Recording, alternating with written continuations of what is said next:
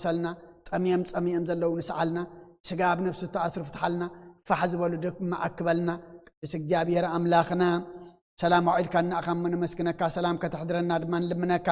بنادينا قدس رنجل مريم مالادنت بناي ملائكة تراد أنت بناي نبياتنا هوريات نصارك أن سمايتات صلاتي تفلينا كم تنهوريات زمهر كايوم بسمايات تنبر ربنا ندولنا نسوعك لنا بسمايات تنبر ربنا سمكاي قدس مستخات تمسا وقال كام تاب سمايكم دمام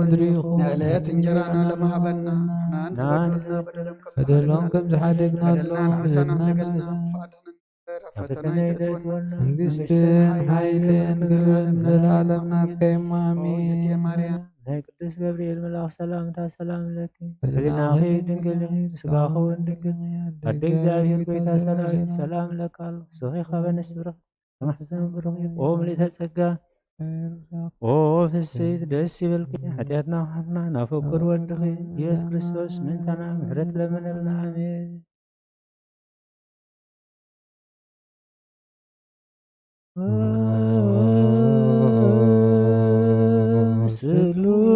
سلوس كدوس مارنا سلوس كدوس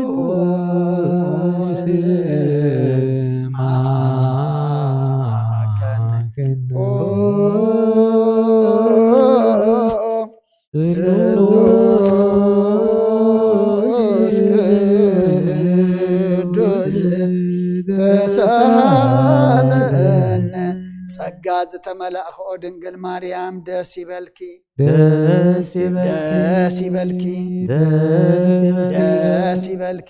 دابير مساخيو نافقور ودخي صليلنا لمنلنا حتقلنا نعاب نولد منفذ قدس كبر مسكانا يقول لمن كل ساعة نزل علم عالم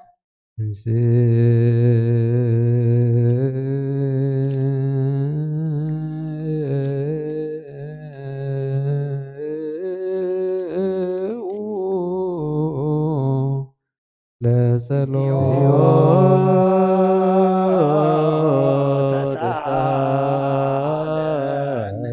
سلام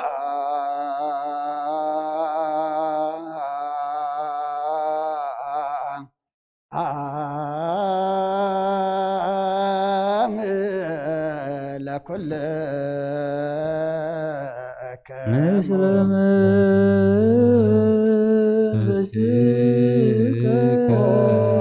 ጎይታና እግዚአብሔር ኢየሱስ ክርስቶስ አምላኽና ቅዱሳን ደቀ መዛሙርቱ ካን ንጹሃን ሐዋርያት ካን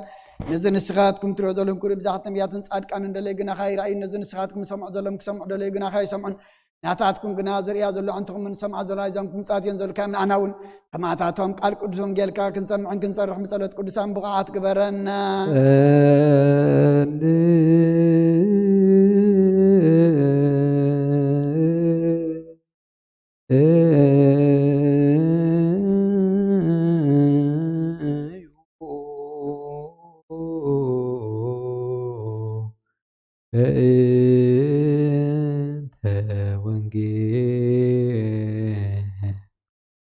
ቅዱስ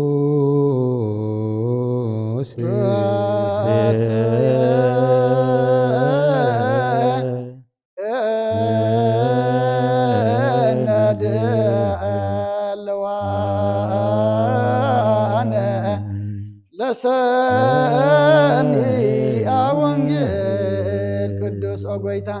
ካባኻ ንደልዮ ክንረክብ ኣብ ንጽልየሉ ለኑ ግዜ ክንዝክሮም ዘኩርናን ዝበልና ዘክሮ እግዚአብሔር ኣምላኽና ومات نزقدم من عرفهم نزحم بقط فحوية من كلنا هيوات من كلنا تسفانا كلنا مرحنيت من كلنا متن سنسخاس لزغون كامس كان أكس عريام نقرب لنا ننزل عالم عالم ንጉስ እሰ ይትፌሳህ በእግዚአብሔር ወይከብር ኩሎ ዘይምህል ችያሁ እስመ ይትፈጸም አፍ ዘይነብብ አመፃ ንጉስ ግና በአምላክ ክሕጐስ አፍ ሓሰውቲ ክዕበስ እሞ ነፍሲ ወከፍ ብኡ ዝምሕል ዘበለ ሕበን እዩ። መዝሙር ዳዊት 22:1 ንጉስ ወስሰ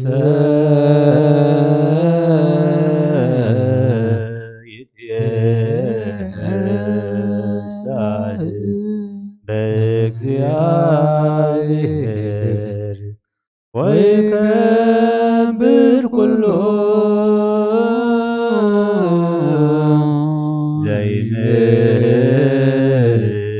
ዘይምህያሁ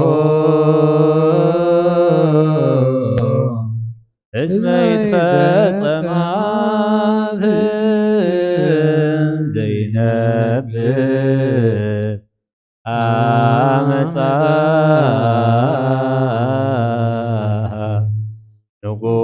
ንጉሥሰ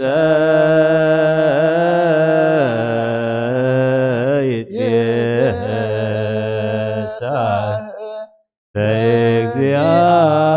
በእግዚአብሔር ወይከብር ኩሉ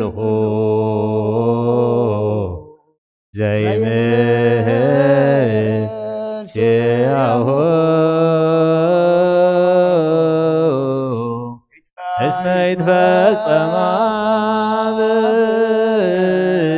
ዘይነብብ አመፃ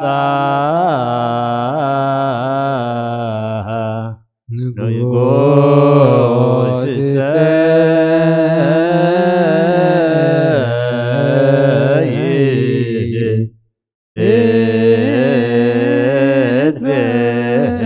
ይትየሳህ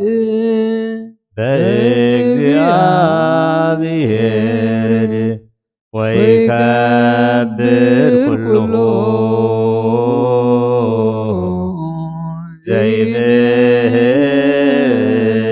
ዘይምህያሁ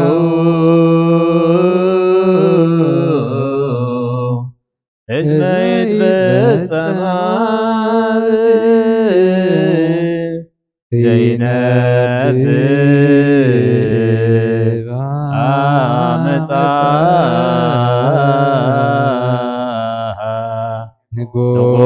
ንጉሥሰ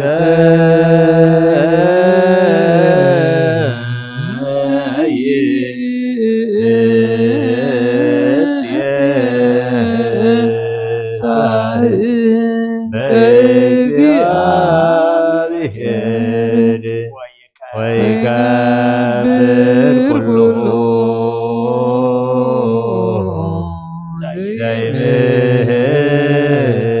ዘይምህያሁ እስመ ይትፈጸማ ዘይነብብ አመፃ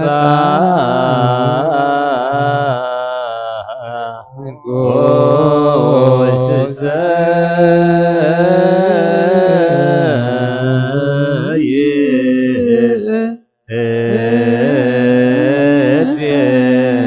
ይትየሳህ በእግዚአብሔር ወይከብር ኩሉ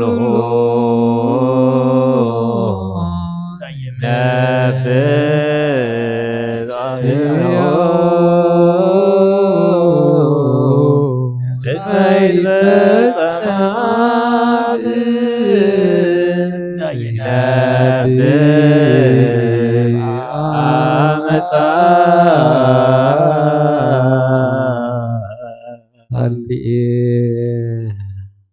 ሃሌሉያ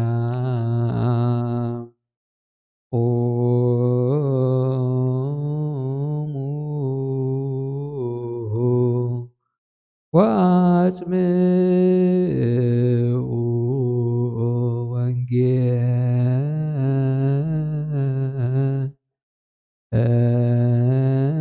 ወንጌለ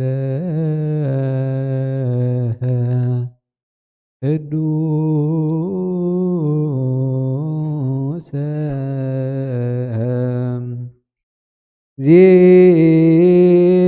ዜናሁ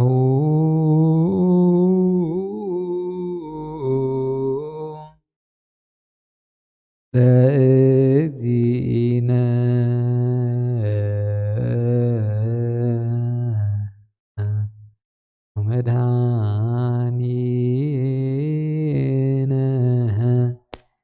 ኢየሱስ ክርስቶስ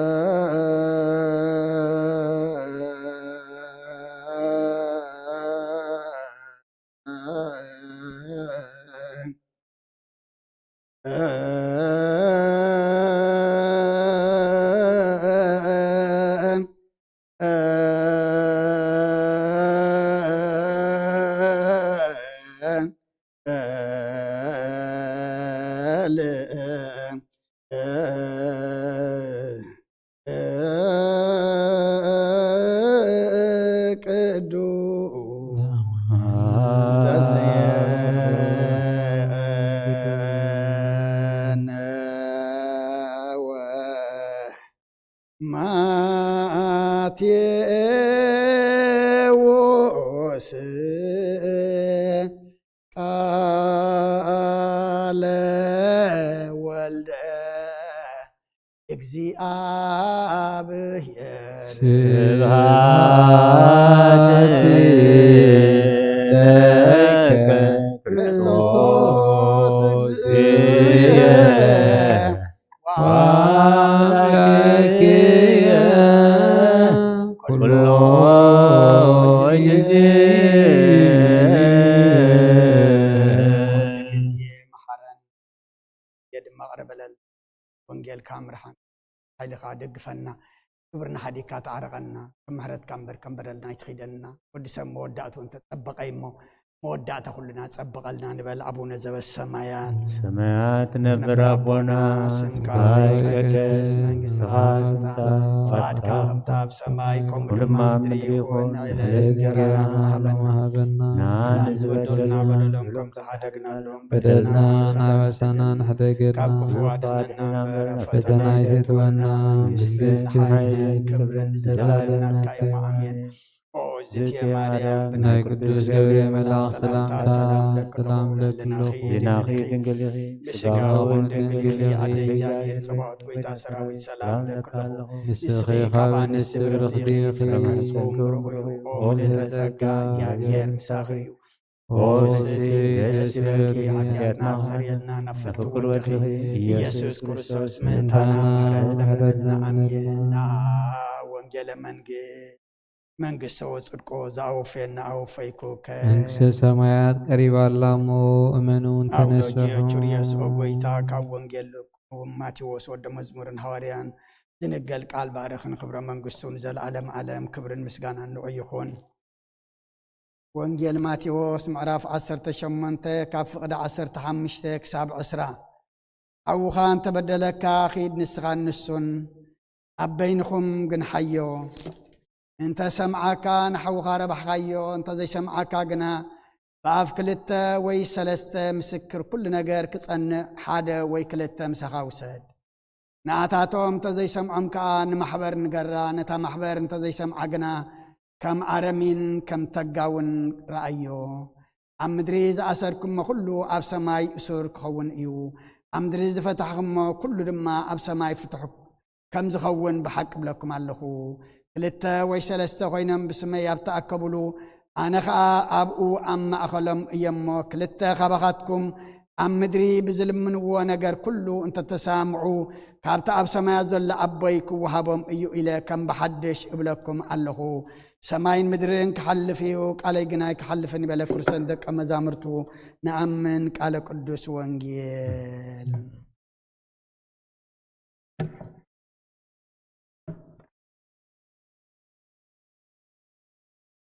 መጽሐፈ ኪዳን ዘነገሮሙ እግዚእነ ወአምላክነ መድኃኒነ ኢየሱስ ክርስቶስ እምድኅረ ትንሣኤ እሙታን ቅድመ ዕርገቱ ውስተ ሰማይ በረከተ ጸጋሁ ሀብተ ረድኤቱ ይሃሉ ምስለ ኩልነ ህዝበ ክርስቲያን ለዓለመ ዓለም ቅዱስ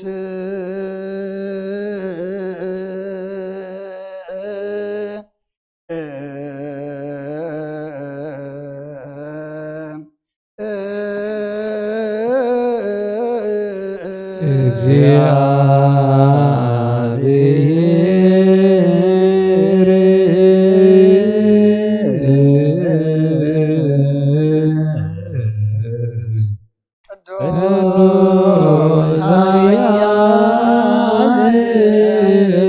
ቅዱስ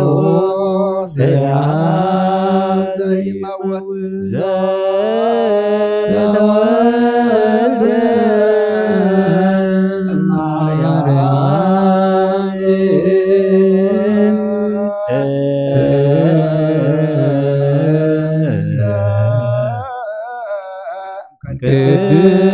ቅድስት ድንግል ተሳሃለነ እግዚኦ ቅዱስ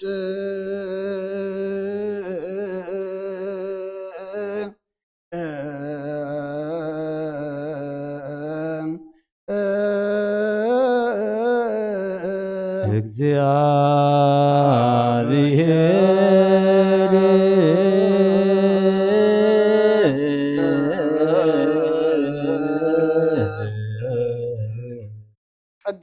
ቅዱስ ኃያል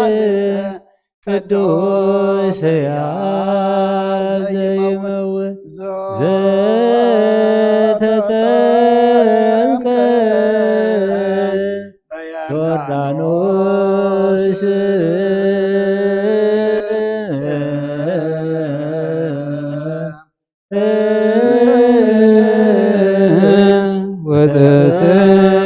ወተተክለ ዲበ ዕፀ መስቀል ተሳሃለ እግዚኦ ቅዱስ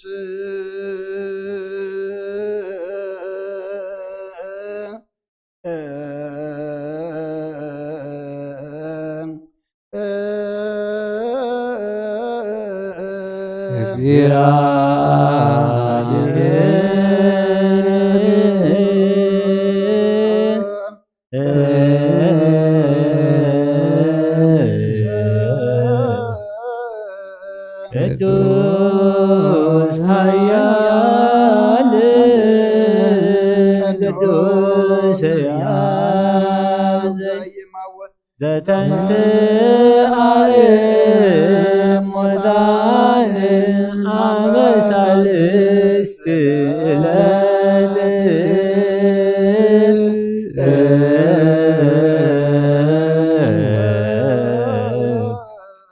ዐርገ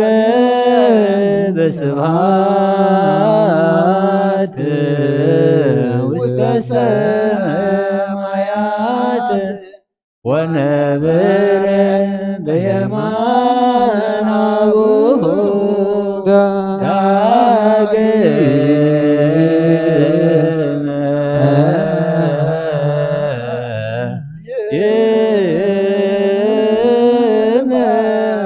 ይመጽእ በስብሐት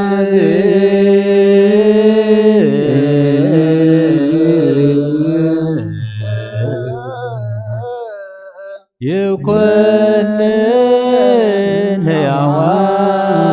ሕያዋነ ወሙታነ ተሳሃለነ እግዚኦ ስብሐት ለአብ ስብሐት ለወልድ ስብሐት ለመንፈስ ቅዱስ ይእዜኒ ወዘልፈኒ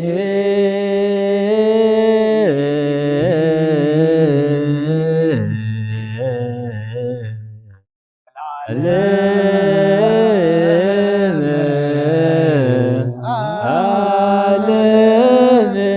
አሜን ወአሜን ለይኩን ቅዱስ ስሉስ እግዚአብሔር ሕያው ተሳሃለነ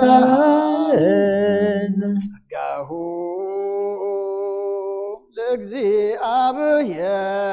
ይሃሉ ምስሌክሙ ምስለ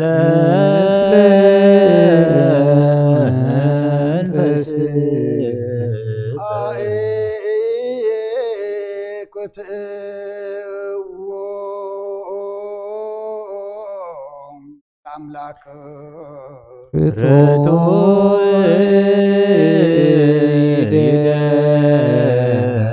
መድሓን ነብስናን ዝኾንካ ዘይትልወጥና ኣኻና መሰረት ጥበባትን ዓቃባ ኣልባብናን ዕልብናና ዘብራኻልና ጸልማት ሕናናው ኣርሒቅ ካብናትካ እምሮ ዝኸለልካና ንስኻኻ ነትን ጥፋት ወፍየ ናይ ትሰብ መስቀል ቅዳ ድሓንካዮ ዘይጠፍእ ክሓደስካ ብትእዛዝካ ድማ ዝተታጠፈ ነቲ ጠፈረ ለኻዮ ብሞት ወድኻን ተበጀኻዮ ጎይታ ምእንቲ ዝንሕና በረትካ ነመስግነካ ኣለና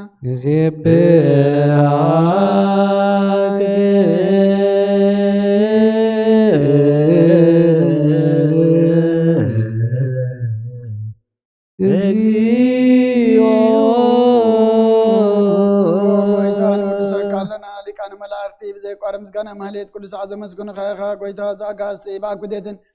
ብማህሌትን ቅዱስ ዘመስግኑኻ ናይ ክብሪ ምስጋና እዩ ቅድም ምሳኻ ዝነበረ ናትካ ቃልን ናትካ ምክርን ናትካ ጥበብ ናትካ ምፅሓን ዝለኣካ ኢኻ ዓለም ከይተፈጥረ ምሳኻ ኣለዎ ዝኾነ እወት ባህር ሰብ ንምድሓም ስጋ ተገልፀካ ልቃባሮታት እያት ሓራ ዘውፃና ወድኻን ፍቅርካን ጎይታና ኢየሱስ ክርስቶስ እዩ ስለዚ ጎይታ ንሕና በረትካ ንውድሰካ ኣሎና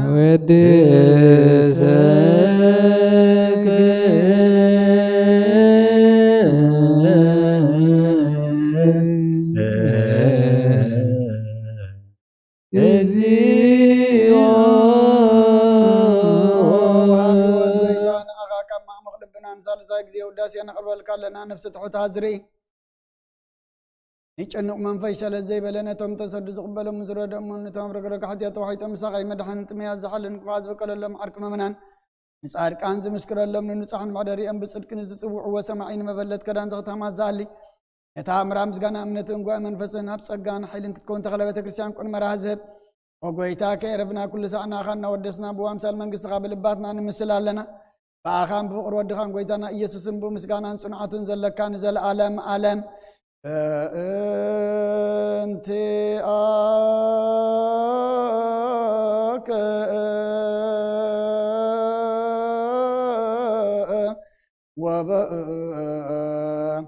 ወበፍቁር ወልዱከ ዲኖ ኢየሱስ ዘባቱ ለከ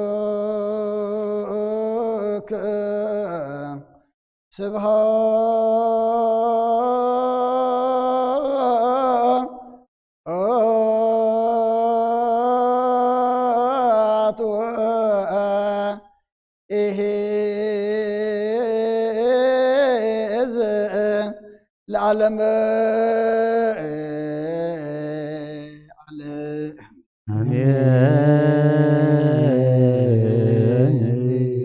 ስብሃት ለኣብ ለዘኣንቃሕነ እምክቡድንዋ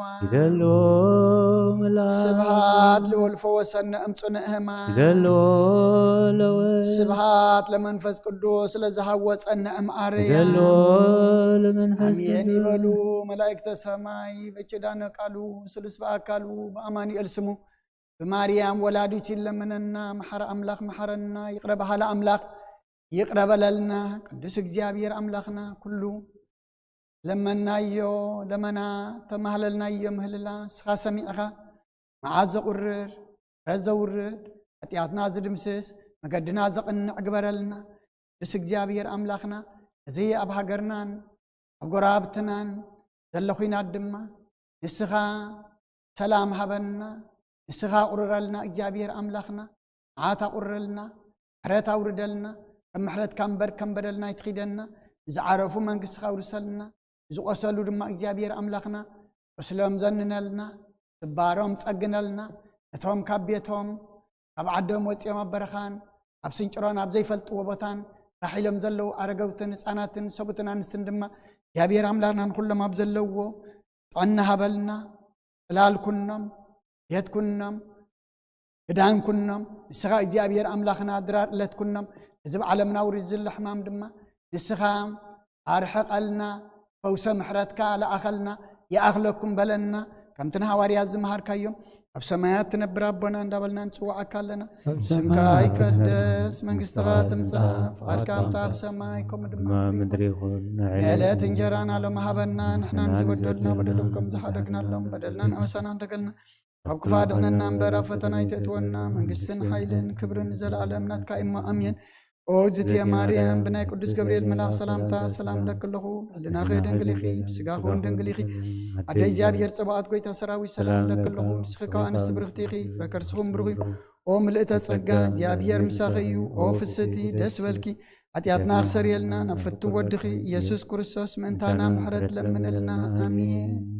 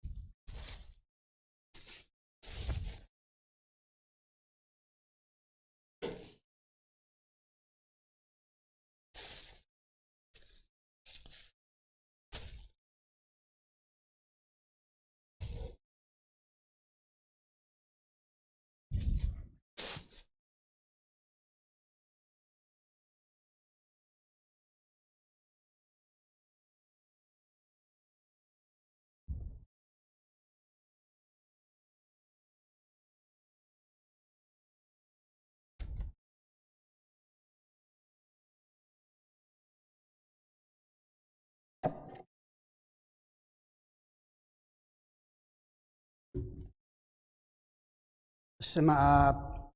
وولد ومنفس قدوس أحد أملاك أمين كلهم أبرحقن أبقربان أبتفلالي بتاخنكم نزي نمشت قلت مهللا مسانا حبيركم تكافلوا لسنحكم أبوتاتن أديتاتن أحواتن أحاتن كما يوعيلكم كما يمسيكم لحندو أنيكم نجزي أبيهر أملاخنا سلامتا نعخاتكم أبززل لكم يخون زي أبيهر أملاخنا أبعد منا زا معلت زيان زا سعد زيان وسيخو أبززلنا يخوينا دما نصلوات نمسقانا خنكح እግዚአብሔር ኃይል ስለዝሃበና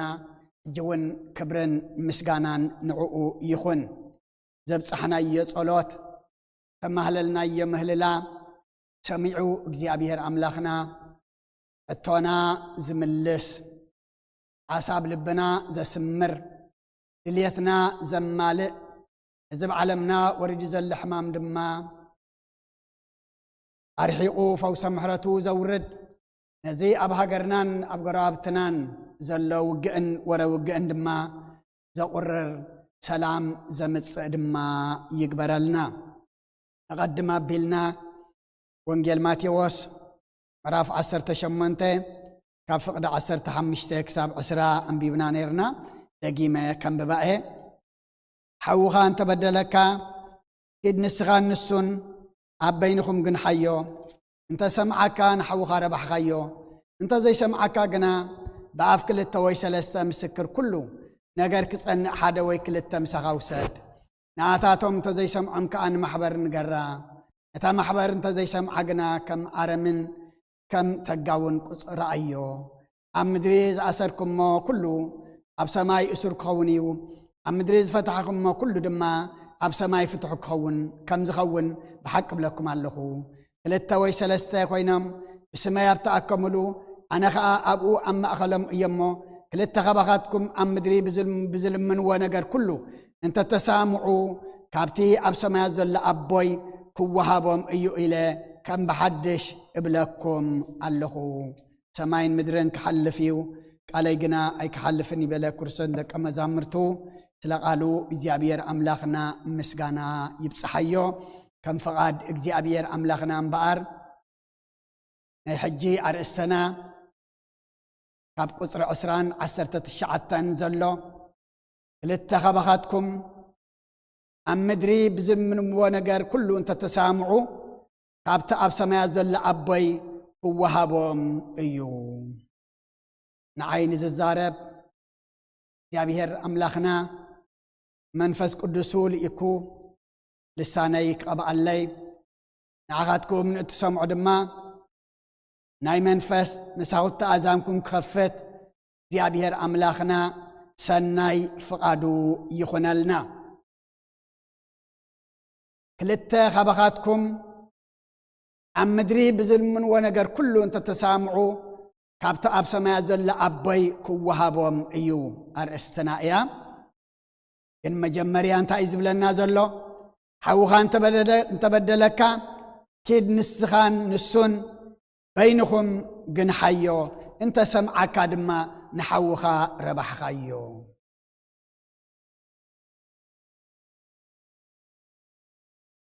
ሓውኻ እንተበደለካ ሰባቲና ክንብድል ግድን እዩ ግን በይንኻ ኮንካ እንታይ ግበሮ ነቲ ዝበደለካ ግን ሓዮ እንተሰምዓካ ድማ ንሓውኻ ረባሕኻዮ ምኽንያቱ ነቲ ዝበደለካ ምስ ገናሕኻዮ እንተሰምዓካሲ ንሓውኻ ረባሕኻዮ እንተ ዘይሰምዓካ ግና በኣፍ ክልተ ወይ ሰለስተ ምስክር ኩሉ ነገር ክጸንዕ ሓደ ወይ ክልተ ምሳኻ ውሰድ ምክንያቱ ሓደ ንምስክር ኣይበቅዕን እዩ ወላ ኣብ ዘመን ሙሴ ኣብ ኦሪት ዘጸአት እግዚአብሔር አምላኽና ንሙሴ እንታይ ኢልዎ ይቕረታ ኣብ ኦሪት ዘዳግም ምዕራፍ 19 ቁጽሪ 15 ኣብ ዝኾነ በደል ወይ ኣብ ዝኾነ ኃጢአት ኣብ ዝግበር ዘበለ ኃጢአት ሓደ ምስክር ኣብ ሰብ ኣይቁም ክልተ ነገር ኩሉ ነገር በኣፍ ክልተ ምስክር ወይ በኣፍ ሰለስተ ምስክር ይቁም ኢሉውን ኣብ ብሉይ ኪዳን እግዚአብሔር አምላኽና ንሙሴ እውን ተዛሪብዎ ንርእዩ ነቶም ምሳኻ ዝወሰድካዮም ሓደ ወይ ክልተ እንተ ዘይሰምዖም ግና ንማሕበር ንቤተ ክርስቲያን ንገራ እንተ ዘይሰምዐኸ ከም ዓረሚንን ከም ተጋውን ቁጸሮ ምኽንያቱ ዘይሰምዕ ይቕረታ ዘይህብ ይቕረታ ዘይቅበል እንተ ደኣ ኮይኑ ዓረሚን ወይ ድማ ከም ተጋዊ ከም ዘይናትካ ረአዮ ኢሉ ኣብ ምድሪ ዝኣሰርኩሞ ኩሉ ኣብ ሰማይ እሱር ክኸውን እዩ ኣብ ምድሪ ዝፈታሕኩሞ ኩሉ ድማ ኣብ ሰማይ ፍቱሕ ከም ዝኸውን ብሓቂ እብለኩም ኣለኹ ከምቲ ኣቐድማ ኣቢሉ ንጴጥሮስ ኣብ ወንጌል ማቴዎስ ምዕራፍ 16 ቅዲ 19 እስኻ ኸውሒ ኢኻ ንቤተ ክርስቲያናይ ድማ ኣብዛ ኸውሒ እዚኣ ካሃንጻየ ናይ ሲኦል ኣፍ ደገታት ኣይክሕይልዋን እዮም ኣብ ምድሪ ዝኣሰርካዮ ኣብ ሰማይ እሱር ክኸውን እዩ ኣብ ምድሪ ዝፈታሕካዮ ድማ ኣብ ሰማይ ፍቱሕ ክኸውን እዩ ኢልዎ ዝነበረ ንጴጥሮስ ኣብዚ ድማ ንኹሎም ኣብ ምድሪ ዝኣሰርክሞ ኩሉ ኣብ ሰማይ እሱር ክኸውን እዩ ኣብ ምድሪ ዝፈታሕክሞ ኩሉ ድማ ኣብ ሰማይ ፍቱሕ ከም ዝኸውን ብሓቂ እብለኩም ኣለኹ ኢሉ ጎይታናን ኣምላኽናን መድሓኒናን ኢየሱስ ክርስቶስ ንደቀ መዛሙርቱ ስልጣን ዝሃቦም እዩ ናብታ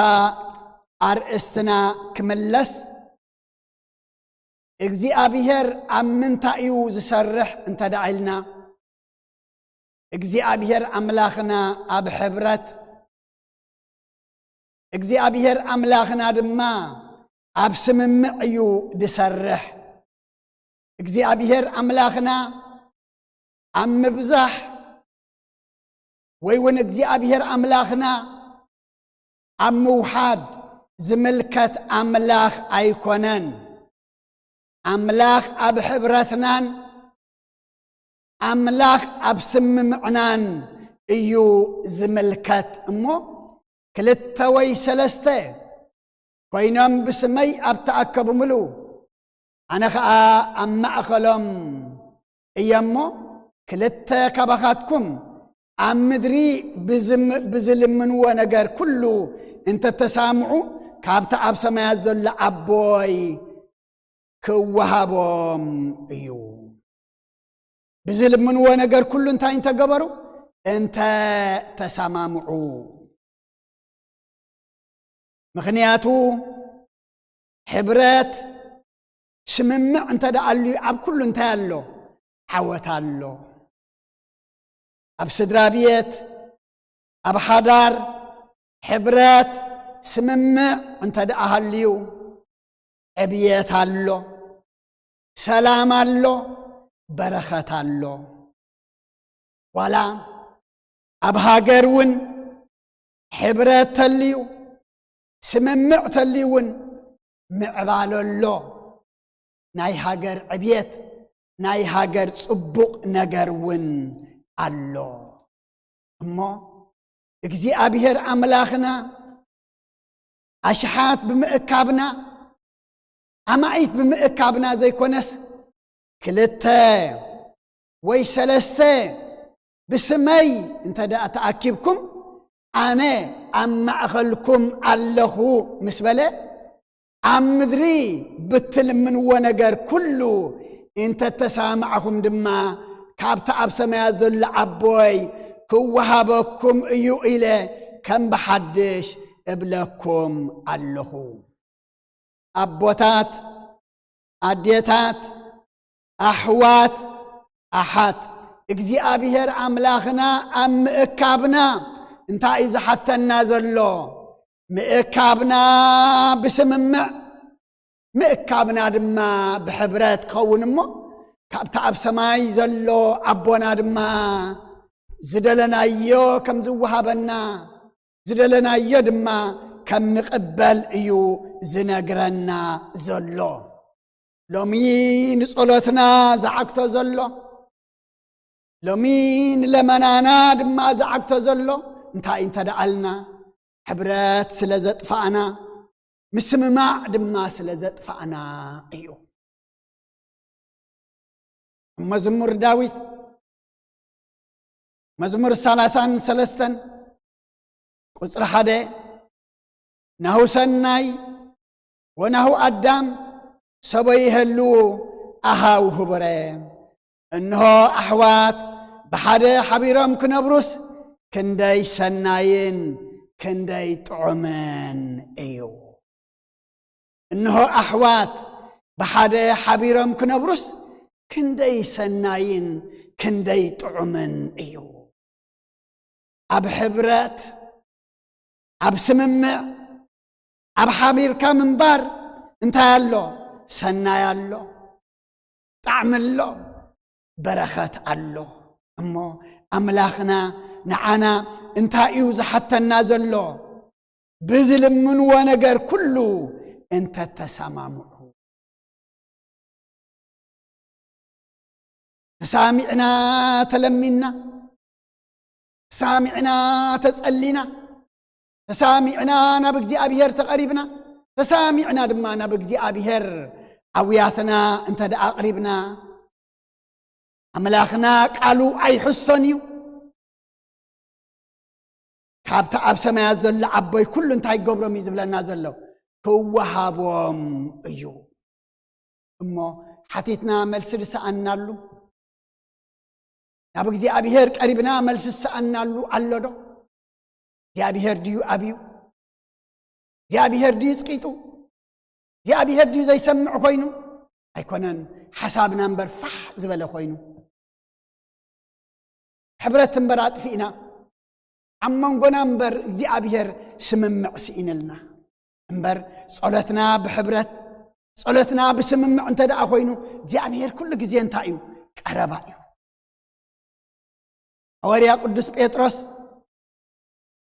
أبزت أسرول له جزيان اتا محبر حبيرة سلا هواريا بيتروس انت أتقبر نيرا أبقبر هواريات مراف عصر تغلطة فقد حمشته انت دا أرئنا بيتروس كم زخوينو عبيت مأسرتي يحلو نبره اتا محبر قنا مأنتو كل ساعة نابع ملاخ تسألي نبرت بلنا بيتروس كم زخوينو عبيت مأسرتي يحلو نبره اتا محبر قنا كل سعم انت هاي تقبر نبرت نابع ملاخ تسألي نبرت تا محبر ببينا ايكون انزب لنا زلو اتا محبر كل قنا مئنتو نابع ملاخ تسألي نبرت تا محبر بحبرت تا محبر بسممع تا محبر دما توحيدا سلا بيتروس مئسارو سلا بيتروس اب اداون اب اغارون مقح مئتاو حبيرا تصلي ناب املاخ نبرت يبلنا وصيت صلاتهم انت دعا رئينايو ابتام عراف 12 دما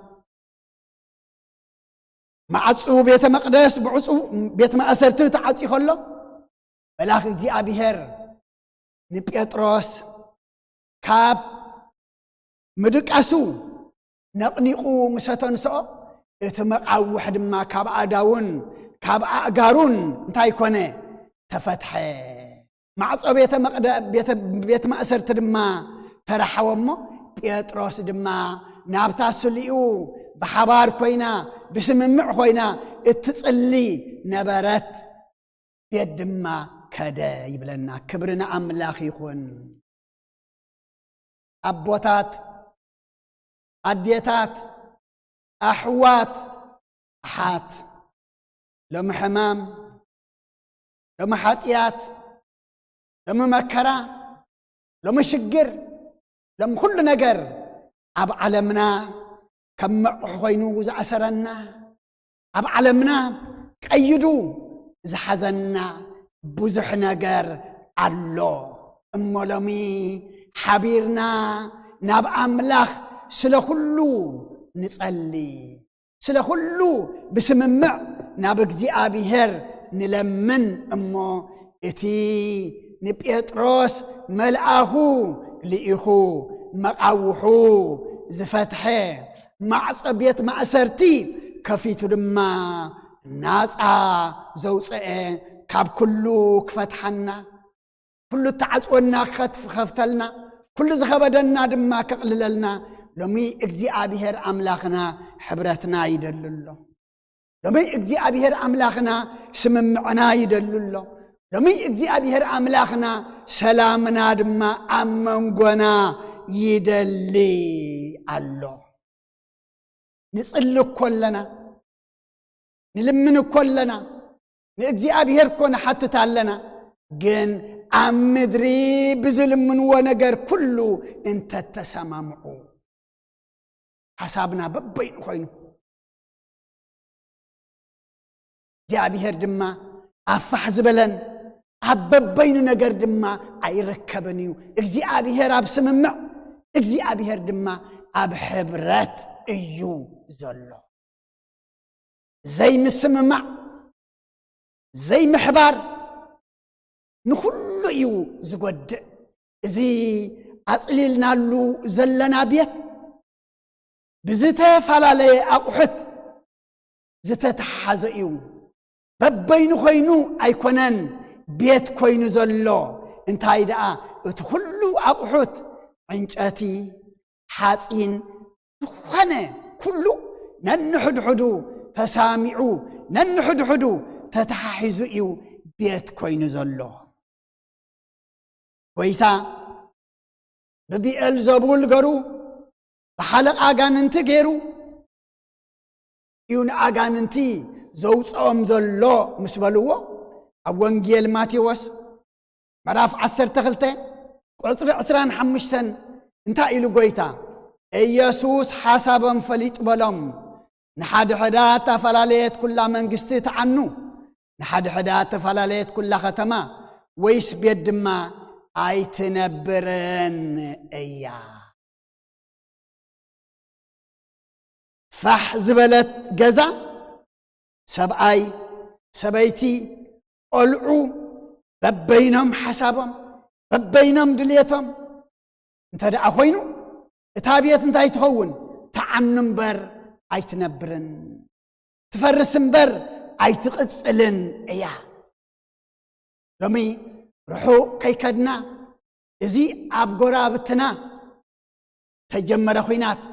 ناباناوين سغيرو زلو نحاد حدا اتفالاليت كلا منغستي تعنو إلو خنياتو اتي زجمر انت دعلنا عمانغو منغستي سممع سلازي نبرا مفللاي سلازي نبرا تا منغستي دما عمانغو اتهاجر دما اوشتا انتاي تعويدو والو كينات تعويدو والو هوكت تعويدو والو سلام دما طفيوا الله نحاد حدا اتفالاليت كل منغست تعنو نحاد حدا اتفالاليت كل ختما ويس بيدما ايتنبرن ايا ما بولقين رايو بغزانا بحدارنا نرايو بيتسبنا نرايو بحانت عدي وي بحانت ختما نرايو بهاجر دما نرايمو اب كله سممع انت زي هاليو اب كله دما حبرت انت زي هاليو انتايو اب كله انتايو عنواتيو اب كله انتايو كسارايو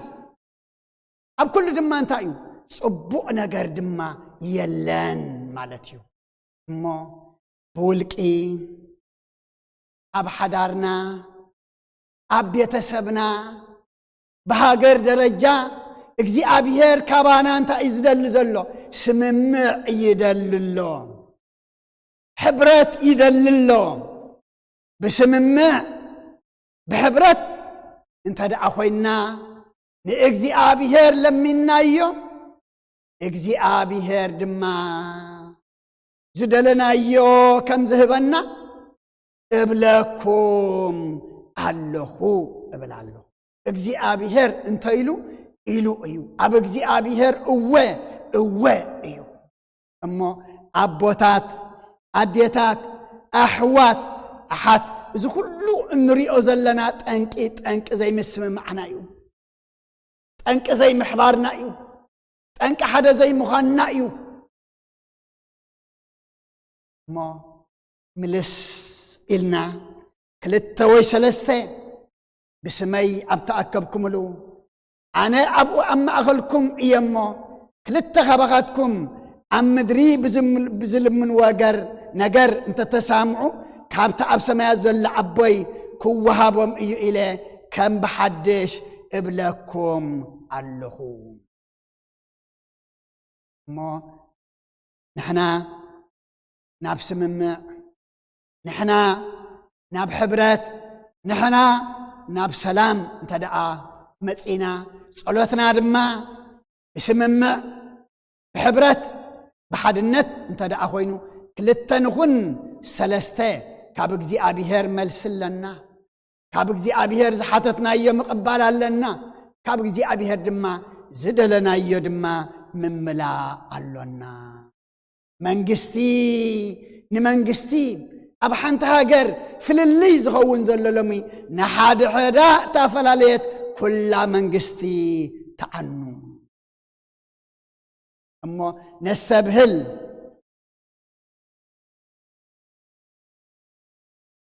ጸሎትና ሁሉ ጾምና ሁሉ ናብ እግዚአብሔር ምቅራብና ሁሉ بسممع بحدنت خون እግዚአብሔር ንኹልና ይحግዘና ጸሎት ክንጅምር ከለና ሓደ ዝገብረና ዘሕብረና መንፈስ ቅዱስ ቀድም ካብ አምላኽና ክንዕድም ንመንፈስ ቅዱስ ድማ ሓደ ክገብረና አመንጎና ከሳማዓና ክንጽልይ ይግባአና بزي منفس እግዚአብሔር بزي حيل እግዚአብሔር ሓደ ክንከውን ክንحبر ኣይንኽእልንና بزي مسممع بزي حبرت ድማ መልስ ጸሎትና ኣይንረክብን ኢና እሞ ክልተ ኻባኻትኩም ኣብ ምድሪ ብዝልምንዎ ነገር ኩሉ እንተ ተሳምዑ ካብቲ ኣብ ሰማያት ዘሎ ኣቦይ كوهابهم إيو ما كلو نجرنا نوحد نبزح كنأكب كلنا بسممع بحد النت كونلنا اجزي أبيهر يردعنا إزي أب قربتنا تعاقي دخينات ناباناوين لحيم زلو إتا منقسن تايس لزغونتيا ببينا سلتفالاليت يا حجر ما ناب حد النت كمسو ناب سلام كمسو ناب مسمع كمسو دما تايكن قبر قبعنا نحنا دما بصلوت كنك حقبعنا سلخلو اجزي أبيهر أملاخنا مسقانا يبصحيو ناي حد النت ناي سممع ناي حبرت منفس دما أملاخنا يلأخلنا أب هاجرنان أب قرابتنان تعاقيد زلو معات تعاقيد زلو كينات دما اجزي أبيهر يقرر لنا وتم كينات زعوجو بهوتم اللو كينات زعوج من ينتدعلنا ديابولوس إيو وتم كينات زعوجو حجو انت سامعم ناب حبرت متيم سلام كأوجو اجزي أبيهر نقول سلام نلبم كتنكف اجزي أبيهر نقول سلام نحل نقوم دما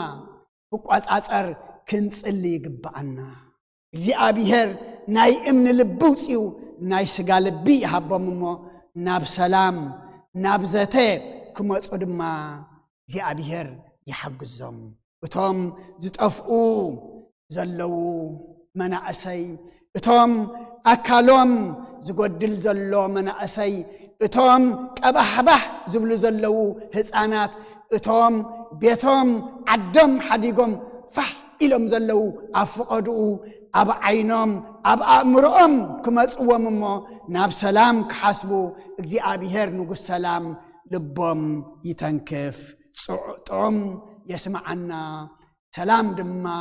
يوردلنا سنيلكم سلسمعكمني ابت قبروا صلاه እግዚአብሔር ይስማዕኩም ስለቃሉ እግዚአብሔር አምላኽና ምስጋና ይብጽሐዮ ይቀንየለይ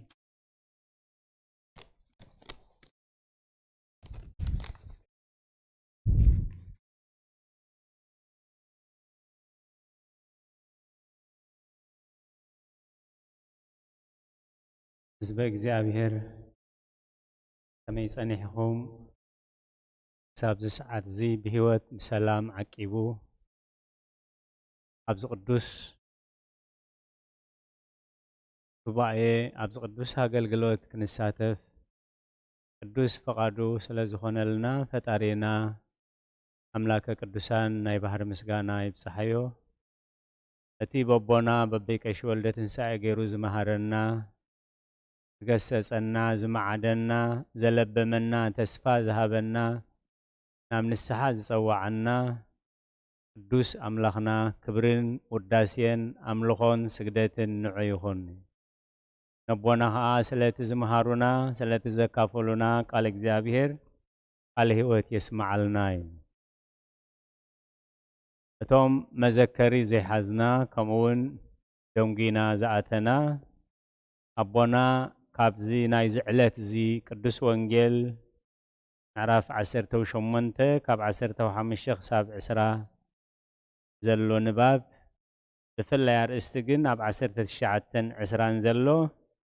كابتي اب سماي زل ابوي كوهابوم يو عبي تسفا كابتي اب سماي زل ابوي كوهابوم يو اذا تسفا زي كونلنا جن كنغبرو زلنا اقدمهم قلت لنا زنيهم كلتا ويسلسة أب مدري بتزل منو انت تسامى معكم أب تسمع زلوه هي أب أملاخ الله أب سمايك وهابومي أب سماي زو وهابون سبكا كم تقدسان ملأختي أب جزيل ديت قويتا إسكريستوس مسجانا نأملاخ أب أريام سلام كا أب مدري مسبلو أمونغوتوم سمرت أملاخ زلوهم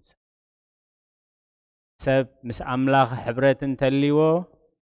مس حو حبرت كجبر سجام يقولون سب مس أملاخ حبرت انتليو مس قربيتو اسم مسارحتو حبرت كجبر تجم يبلون أمونغوتهم سمرت أملاخ زلوهم تبات سلام كعمدري أمونغوتهم سمرت أملاخ زلوهم الذي كابت سماو بيك وهابوكميو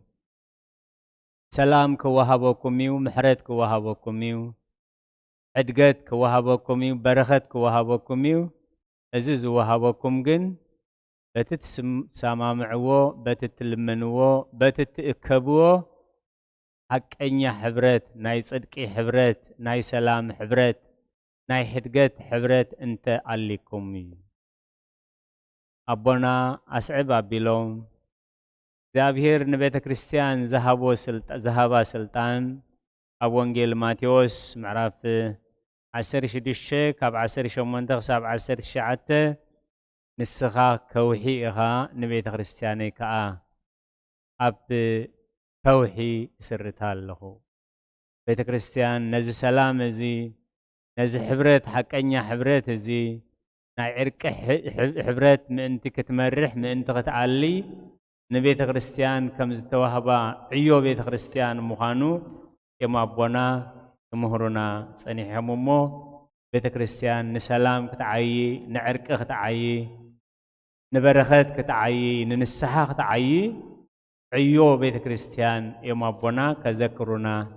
نسخا كوحيخا نزا بيت كريستياني كا أباخا أب كوحي سرتا اللخوي سلطانون هيبواي أب حبرت زلو تقمي أب حبرت زلو قسانت أب حبرت زلو موغس أب حبرت زلو عبيت كقل سخلو أبونا كمزمور داويد ميتن سلاسان سلستن كسر حدا إنه أحوات بحدا حبيروم كنبروس كندي سناين كندي تعمنيو زعبير كعبا برختن زلا ألماوي هوتن سريعو قلو إنه يحوات حدا بحدا حبيروم كنبرو هذه تقصزي زخنا سب كزمرو زخنا سب كصحفو زخنا سب كمببو زخنا سب كسبكو يخيل يو እግዚአብሔር ዝደል ዘሎ ግን ነዚ ቃል እዚ ብህይወት ዝነብረሉ ነዚ ቃል እዚ ብህይወት ክንነብረሉ እዩ እንሆ ኣሕዋት ብሓደ ሓቢሮም ክነብሩስ ክንደይ ሰናይን ክንደይ ጥዑምን ሕብረት እንድሕር ዘየልዩ ምፍልላይ እንተልዩ ጽልእ እንተልዩ ኩናት እንተልዩ ወግእ እንተልዩ ግን ከምቲ ቦና ዝገለጽዎ ዕንወት ጥፍኣት ሞት ምፍልላይ ዝኽትምና እዚ ኩሉ ሽግር እዩ ዝመጽእ ስለዚህ እግዚአብሔር ኣብ ሕብረት እንሆ የሕዋት ብሓደ ክነብሩስ ክንደይ ሰናይን ክንደይ ጥዑምን እግዚአብሔር ከኣብኣ ህይወትን በረኸትን ዘለዓለማዊ ህይወትን ሰሪዑ ኣሎ ኣብ ግዜ ሽግር ኣብ ግዜ ጸገም ኣብ ግዜ ምፍልላይ እንታይ ክንገብር ከም ዝግባአና ኣቦና ብቓል እግዚአብሔር መሰረት ኣብ ግብረ ሐዋርያት ምዕራፍ 12 ኣብ ቁጽሪ 5 ብምልኡ ነቲ ታሪኽ ምስ ነገሩና ኣብ ቁጽሪ 5 ጴጥሮስ ከምዚ ኢሉ ኮይኑ ኣብ ቤት ማእሰርቲ ይሕሎ ነበረ ጴጥሮስ ኣብ ኣፋፍ ሞት ነበረ እታ ቤተ ክርስቲያን ግና ኩሉ ሰዓት ንእንትኡ ናብ ኣምላኽ ትጽሊ ነበረ ከም ኣመንቲ ከም ሰዓብቲ እግዚአብሔር ከም ተጸበይቲ ተስፋ ሰማያዊ ህይወት ሽግር ክንሰምዕን ሽግር ክንርእን ኮለና ክንድንግጽ ከም ዘይብልና ከነስተውዕል ከም ዘለና እዚ ምስተውዓል ዝማለት ከዓ ስለቶም ኣብ ጸበባ ዘለው ስለቶም ኣብ ሽግር ዘለው ስለቶም ኣብ ቁስሊ ዘለው ስለቶም ኣብ ሞት ዘለው ስለቶም ኣብ ፋሕፋሕ ዝብሉ ዘለው ኩሉ ሳዕ ከብ ኮርና ብግልን ብደረጃ ቤተ ክርስቲያንን ብጸሎትን ብምህልላን ደው ክንብል ከም ዝግባአናዮም ኣቦና ብቓል እግዚአብሔር መሰረት ኣሰኒዮም እቲ ክንገብሮ ዝግባአና ከለቦሙና ጸኒሖም ያዕቆብ ብምስያፉ እቶም ህዝቢ ስለ ዝተሓጎስሉ ልብ ንበል ሄሮድስ ንያዕቆብ ምስ ሰየፎ እቶም ህዝቢ ተሓጒሶም ህዝቢ ኮኑን ተሓጒሶም እቲ ኣብ ሰብ ሓዲሩ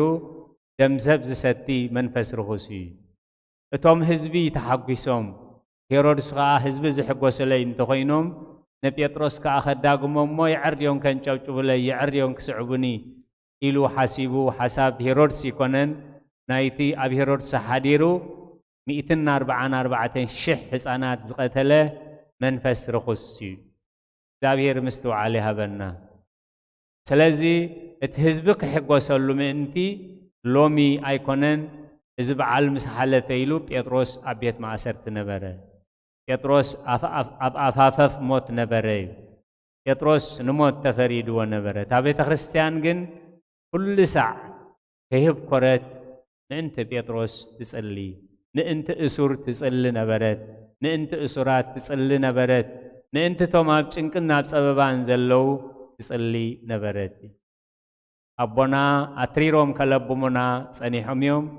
ቃል ወንጌል ከዓ ወለእመ ትሰምዑ ቀትለ ወድምፀ ፀባዒት እቁ ወኢትደንግጹ እዩ ቡንን ሻህን እናሰተና ቴሌቪዥን እናረኣና ነቲ ሞትን ዕንወትን ዜና ሽግርን መዘናግዒ ንጽበይ ንጥቀመሉ እንተደኣሊና መጻኢና ጽቡቕ ኣይክኸውንን እዩ ስለዚ ወለእመ ትሰምዑ ቀትለ ወድምፀ ፀባዒት እቁ ወኢትደንግጹ ኣስተውዕሉ እምበር ኣይትሰንብዱ እዩ እንታይ ማለት ይስተውዕሉ ማለት ካብ ቤተ ክርስቲያን ኩሉ ግዜ ምእንቲ ጴጥሮስ እዩ ወእቀብ ኣብያተ ክርስቲያናቲከ በስብሃት ወበርትዕቲ ሃይማኖት እምድልቅልቅ ወእምረሃብ ወእመራደ ካልእ ህዝቢ ቤተ ክርስቲያን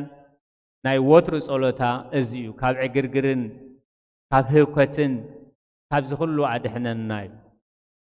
ቤተ ክርስቲያን ጸሎታ እዚ እዩ ስለ መራሕትን ስለ ተመራሕትን ቤተ ክርስቲያን ቅኑዕ ዝኾነ መምርሒ እዩ ዘለዋ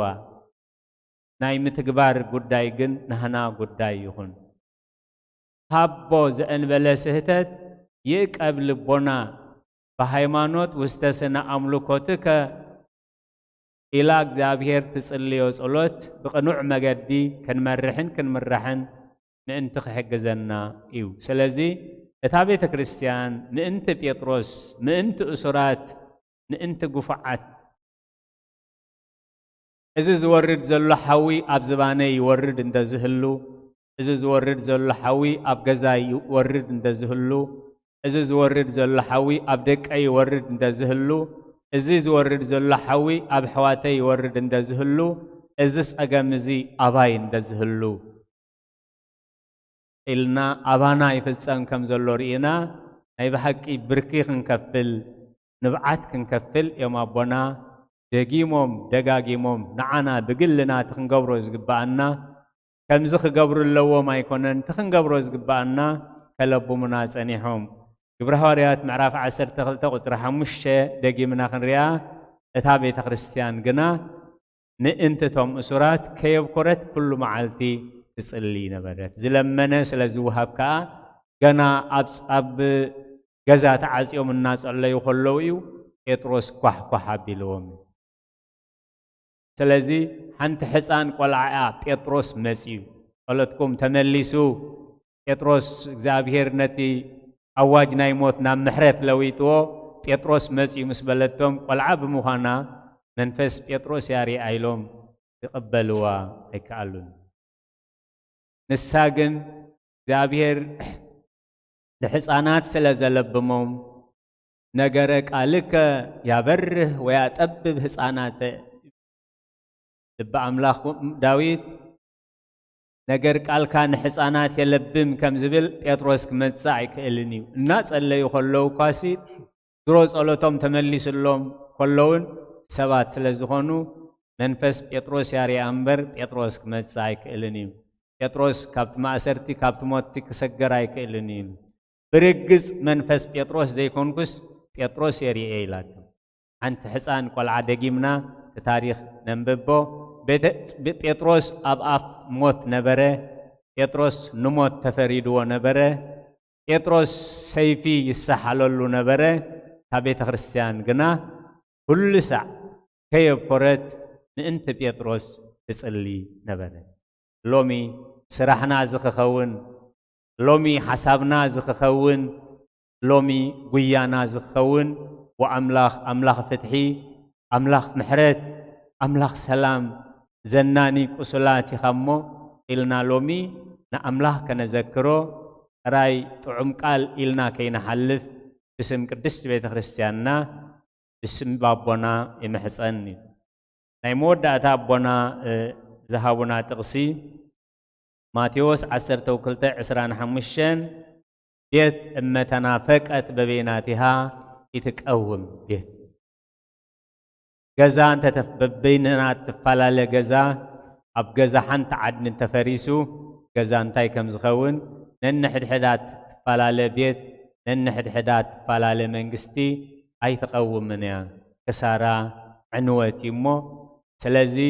ብግልና ብስድራ ቤትና ሓደ ሓሳብ ክንሓስብ ሓሳብ ሰላም ሓሳብ ዕርቂ ሓሳብ በረኸት ሓሳብ እግዚአብሔር ክንሓስብ አቦና በዚ ምሸት እዚ ብቃል እግዚአብሔር በቲ ቅድስት ቤተ ክርስቲያን ዝሰርዓቶ ቅዱስ ወንጌል ገይሮም ገኒሖምና ገሲጾምና ሚዒዶምና አለቢሞምና ተስፋ ሂቦምና እሞ ደጊመ ነቦና አበይ ቀሺ ወልደ ትንሣኤ ቃለ ሕይወት የስማዓልና ነቶም ሰማዕና ከዓ ንበረኸት ንልቦና ንንስሓ ንዕርቂ ይግበረልና ነዚ አገልግሎት እዚ ነዚ ግዜ እዚ ነዘን ቁርባት ደቃይቕ ብስሙን ንስሙን ስለቶም ጽጉማትን ስለቶም ሽጉራትን ክንጥቀመላ ዝፈቀደ ልዑለ ባህሪ ፈጣሪና ናይ ባህር መስጋና ይብጽሓዮ ጽኒልኩም ስለ ሰማዕኹምኒ ኣብ ትገብርዎ ጸሎት ኩሉ እግዚአብሔር ይስማዕኹም ጸጋ ጎይታናን መድኃኒናን ኢየሱስ ክርስቶስን ፍቅሪ አምላኽን ሕብረት መንፈስ ቅዱስን ኣብ ጽርሐ ጽዮን ኣብ ልዕሊ ቅዱሳን ኣቦታትና ሐዋርያት ከም ዝወረደ ሕጂውን ኣብ ልዕሊ ኩልና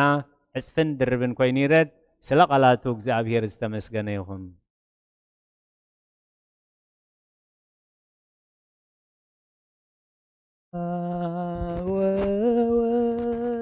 ወመንፈስ ቅዱስ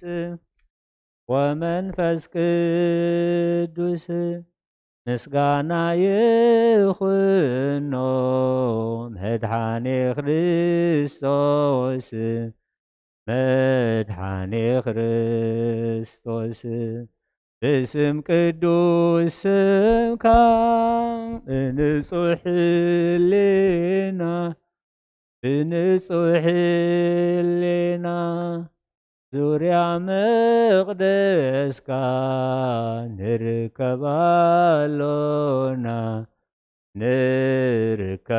ንርከባሎና ልደት ቤተልሔም ጥምቀት ዮርዳኖስ ጥምቀት ዮርዳኖስ ሃይማኖት ተዋህዶ ድሕነት ስጋ ነፍስ ድሕነት ስጋ ነፍስ ኩሉ ዓለም መስዋዕት ድሕነትና መስዋዕት ድሕነትና ክርስቶስ ቃል አምላክ ፋሲካና በጌ ፋሲካና ጎይቶት ልዑል ክርስቶስ ፈጣሪ ክርስቶስ ፈጣሪ ምስጋና ይብጻሕካ ሰማይ ብምድሪ ብሰማይ ብምድሪ እምነትና ንምጽናዕ ባዕልኻ ርዳእና ባዕልኻ ርዳእና መንፈስካ ብምላእ ባርኽ ጉባኤና ባርኽ ጉባኤና ወሃብ የሕይወት ጸጋ ዘእምጸጋ ጸጋ ዘእምጸጋ አሜን ሃሌሉያ አልፋ ወኦሜጋ አልፋ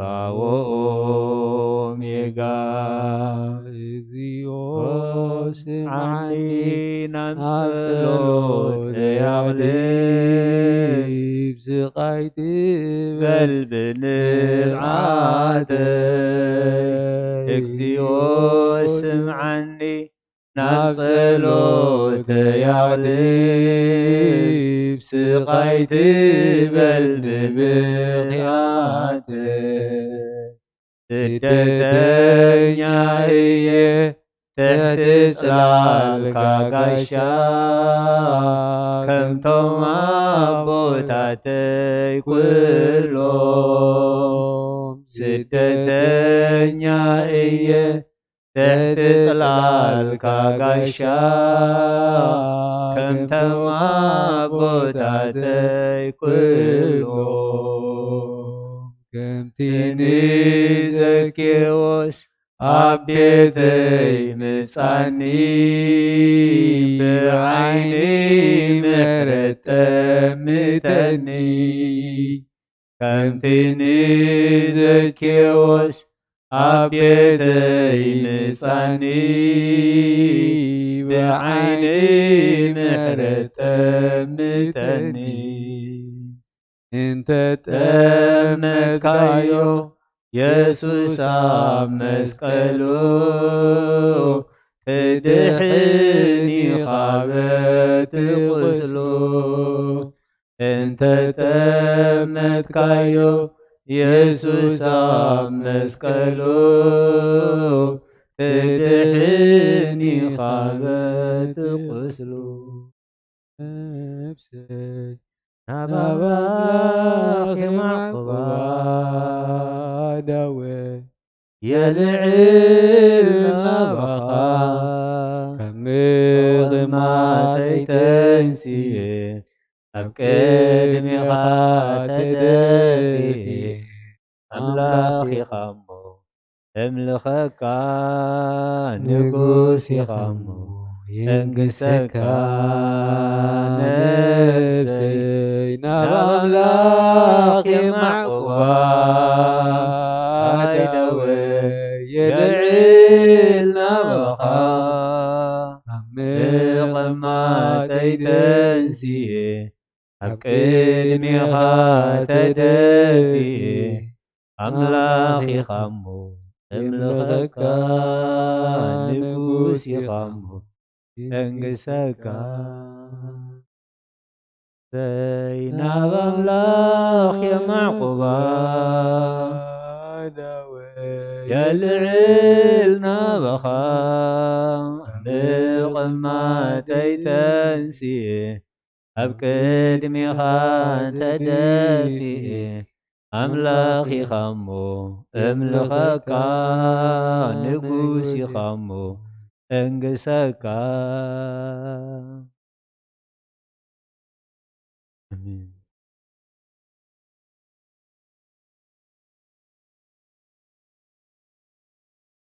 ላእኽቲ ተቐበለ ይቀበለልና ሕጉስ ተሎ ይዘምር ጸቦ ተሎ ድማ ይጸሊ ይዝብለና እሞ ቅዱስ እግዚአብሔር አምላኽና ስለኹሉ ሰናይካ ስለኹሉ ሓጎስ ትገብረልና ነመስግና ኣብ ጸባና ኣብ ጭንቅና ኣብ መከራና ድማ በእምነት بصلوات كنقربك دما امنات وسخنا امين امنات وسخنا امين امنات وسخنا امين للتوي سلسته بسمي تاكبكم ام مدري بتقبروا دما انت تسامعهم انا ما اخلكم اللخو حتى سماوي ابوي دما وهابكم يو الكان اخمو املاخنا امن غنا سمما أمن قنا حبرت أمن قنا دما عد الناس تقبر منفس قدس على أخل آمين سخاب سلام سخاب حبرت سخاب حدنت سخاب أبسم من إخام إجابي رام لخنا كلنا حادث قبر السمامع زحبر قدس منفسكا لأخلنا مو كله نقربه صلوا الدما ملس زوهب عز قرر رز ورد قرلنا قدس إجابير أمر نزنعنا كبيدنا لا عمنا خوينو صار كوين النازل له إناتن وجئن ورا وجئن حمام نيز علمن نقول እግዚአብሔር أملخنا نسخا نتحمام فوس لك نتخينات مهدئ لك نتهوك الدماء سلام عليك أمو فوسخا هدأتك سلامك رجعتك أخذ نلمنك كلنا نلمنك كلنا كم محرت كمبر كم بدلنا نبانا تتأميتك هذا قنع سرح هذا سناي جبريا بلنا سخاقنا محاري إخامو قرنا يقرب حالي إخامو يقرب لنا حداقي خامو أدقلنا هديك يقرألك محيرك እግዚአብሔር أملخنا نتوم أب سلطان أمريحنا الزلو دما نلبهم تنكفمو ناب سلام ناب زته ناب طاولا ناب مفتحكم مصو السخا حشخ بلو السخا حشخ بلو السخا حشخ بلو سب كبري سبيخم قصل زرقف زلو سبي دما بغنبارو زدفع زلو سبي دما أكالو كم سعر زعصد زلو سبي دما أكالو زغزة زقرق زلمو እግዚአብሔር أملخنا سخاتري الله خمو كل مفتح إذا سبي أوجوه سخاقنا سلام أوج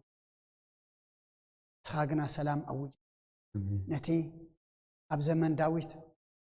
نتي زقزف زنبره يأكل إيد كالعلز بالكايو الجرما نتدم زفس الزلو أب هاجرنان أب كوابينان أب قرابتنان እግዚአብሔር أملخنا يأكل بلو يأكل بلو يأكل بلو እግዚአብሔር أملخنا عريفنا نقمت قلو أب كند سدت هاجرنا سلامنا إننا فقلو زمان أمسالنا نتوم بأشحات كبيتهم كاب عدم تسديدم أبرخا أبصموا أح إلهم زلو أدن بينا أبون بينو قلعن بينو أح إلهم زلو أخا خاب فتار እግዚአብሔር أملخ أخا خاب فتار أخا خاب فتار يأخلكم بلنا سلا كله تمسكن بناي دينا قدس ድንግል ማርያም አማላድነት بناي መላእክት ተራዳእነት بناي ነቢያትን ሐዋርያትን ጻድቃንን ሰማዕታትን ጸሎት አይትፈለየና ነቶም ሐሚሞም بጸሎት ዘኩርና ዝበሉና ድማ ባሮትካ ሁሎም ማቴዎስ ወለተ ሚካኤል ሰሊሆም ስምረት ንኩሎም አስማቶም ዘይንፈልጦም እስኻግና ትፈልጦም አበይ ምህላዎም ንስናሕና ዘይንፈልጦም እስኻግና አበይ ምህላዎም ትፈልጦም ስቃዮም ትፈልጥ ሕማሞም ትፈልጥ ኢኸሞ ንኩሉ ኣብ ሙሉእ ዓለም ዘሎ ሕሙም ኣብ ስቃይ ዘሎ ዋላ ጥቂት ዝተወግአ ኣካሉ ዝጎደለ ኩሉ ኣምህታ ዘሎ ኣየማቕልል ስባሮም ፀገን ሕማሞም ፈውስ እግዚአብሔር أملخنا كل لك أنا فواسيخ أملاخ يلك أخمو لكلهم كتفوسهم نفواس أملاخ نبخنا معقوم لنا نفواس أملاخ نبخنا معقوم لنا نفواس أملاخ نبخنا معقوم لنا بنادينا قدس ድንግል ማርያም አማላድነት ብናይ መላእክት ተራዳእነት ብናይ ነቢያትን ሐዋርያትን ጻድቃንን ሰማዕታትን ጸሎት አይትፈለየና ከምትን ሐዋርያት ዝማርካዮም ኣብ ሰማያት ትነብር አቦና እንዳበልና ንጽዋዕ አካልና ስምካ ይቀደስ መንግሥትካ ትምጻእ ፈቃድካ ከምታ ኣብ ሰማይ ከምኡ ድማ ኣብ ምድሪ ይኹን ንዕለት እንጀራና ለመሃበና ንሕና ንዝበደልና በደሎም ከም ዝሓደግናሎ በደልናን ኣበሳናን ደገልና ክፋድሕና እምበር ኣብ ፈተና ይተእትወና መንግሥትን ሓይልን ክብርን ንዘለኣለም ናትካ ኢማ ኣሜን ወእግዝእትየ ማርያም ብናይ ቅዱስ ገብርኤል መልአክ ሰላምታ ሰላም ለክሎ ሕልና ኸይድንግል ይኸ ብስጋኹ ድንግል ይኸ ኣደይ እግዚአብሔር ጽባኦት ጎይታ ሰራዊት ሰላም ለክለኹ ንስኺ ካብ ኣንስቲ ብርኽቲ ኢኺ ፍረከርስኹም ብርኹ እሙል ተጸጋ እግዚአብሔር ምሳኺ ፍስት ደስ በልኪ ኃጢአትና ክሰሪየልና ነፍት ወድኽ ኢየሱስ ክርስቶስ ምእንታና ምሕረት ለምንልና አሜን ይፍታህ ወይሽረይ ጊዜነ ወአምላክነ ምርሃነ ኢየሱስ ክርስቶስ ካኒከ ካና ሰሪ ኃጢአት ደምሳሴ አበሳውሉ ለብርከሳቴ ብርሃን አንቱም አብየ ካናቱ አብየ ዲያቆናት ሩዋን ሳይሩክ ሕፃናት በበስምክሙ ሁኑ ፍትሃን ወንጻነ ይረስየነ ስኩሉራን ሰማያት እግዚኦ መሐረነ ክርስቶስ መልአክ ሰተኽልተ እግዚኦ መሐረነ ክርስቶስ እግዚኦ መሐረነ ክርስቶስ እግዚኦ መሐረነ ክርስቶስ እግዚኦ መሐረነ ክርስቶስ እግዚኦ መሐረነ ክርስቶስ እግዚኦ መሐረነ ክርስቶስ እግዚኦ መሐረነ ክርስቶስ እግዚኦ መሐረነ ክርስቶስ እግዚኦ መሐረነ ክርስቶስ እግዚኦ መሐረነ ክርስቶስ እግዚኦ መሐረነ ክርስቶስ እግዚኦ መሐረነ ክርስቶስ زحلفه محرنا بزمصد محلونا بأفن منفس قدس بأنت أجزتنا مريم مهارنا كرسس مال عصر تغلته بأنت أجزتنا مريم مهارنا كرسس بأنت أجزتنا مريم مهارنا كرسس بأنت أجزتنا مريم مهارنا كرسس بأنت أجزتنا مريم مهارنا كرسس بأنت أجزتنا مريم مهارنا كرسس بأنت أجزتنا مريم مهارنا كرسس بأنت أجزتنا مريم مهارنا كرسس بأنت أجزتنا مريم مهارنا كرسس بأنت أجزتنا مريم مهارنا كرسس بأنت أجزتنا مريم مهارنا كرسس بأنت أجزتنا مريم مهارنا كرسس بأنت أجزتنا مريم مهارنا كرسس እግዚአብሔር ይቀበሎ አሜን ኣብ ሰማይ ይዕረግ ስለ ሁሉ እግዚአብሔር ምስጋና ይብጽሐዮ ብሩኽ ለይቲ ይግበረልና ጥዑም የስማዓና አሜን